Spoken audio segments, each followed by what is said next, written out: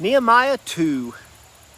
During the month of Nisan, in the 20th year of King Artaxerxes, when wine was set before him, I took the wine and gave it to the king. I had never been sad in his presence, so the king said to me, "Why are you sad when you aren't sick?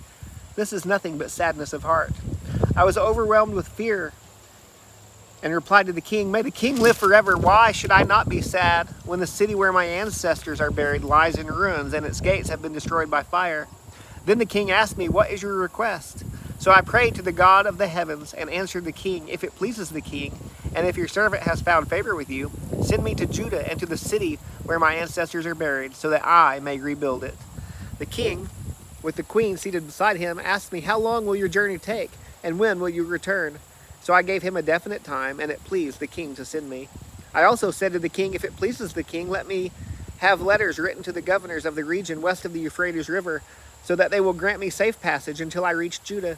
And let me have a letter written to Asaph, keeper of the king's forest, so that he will give me timber to rebuild the gates of the temple's fortress, the city wall, and the home where I will live." The king granted my requests, for the gracious hand of God was on me. When I went to the governors of the region west of the Euphrates and gave them the king's letters, the king had also sent officers of the infantry and cavalry with me.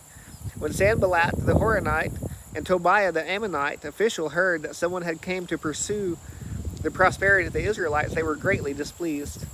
After I arrived in Jerusalem and had been there 3 days, I got up at night and took a few men with me. I didn't tell anyone what my God had laid on my heart to do for Jerusalem. The only animal I took was the one I was riding.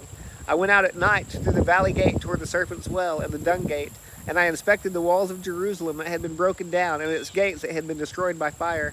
I went on to the Fountain Gate and the King's Pool, but farther down it became too narrow for my animal to go through. So I went up at night by way of the valley and inspected the wall. Then, heading back, I entered through the valley gate and returned. The officials did not know where I had gone or what I was doing, for I had not yet told the Jews, priests, nobles, officials, or the rest of those who would be doing the work. So I said to them, "You see the trouble we are in. Jerusalem lies in ruins, and its gates have been burned. Come, let's rebuild Jerusalem's wall so that we will no longer be a disgrace." I told them how the gracious hand of my God had been on me, and what the king had said to me. They said, "Let's start rebuilding," and their hands were strengthened to do this good work. When Sanballat the Horonite, Tobiah the Ammonite official, and Geshem the Arab heard about this, they mocked and despised us and said, "What is this you're doing? Are you rebelling against the king?" I gave them this reply: "The God of the heavens is the one who will grant us success. We, his servants, will start building, but you have no share, right, or historic claim in Jerusalem."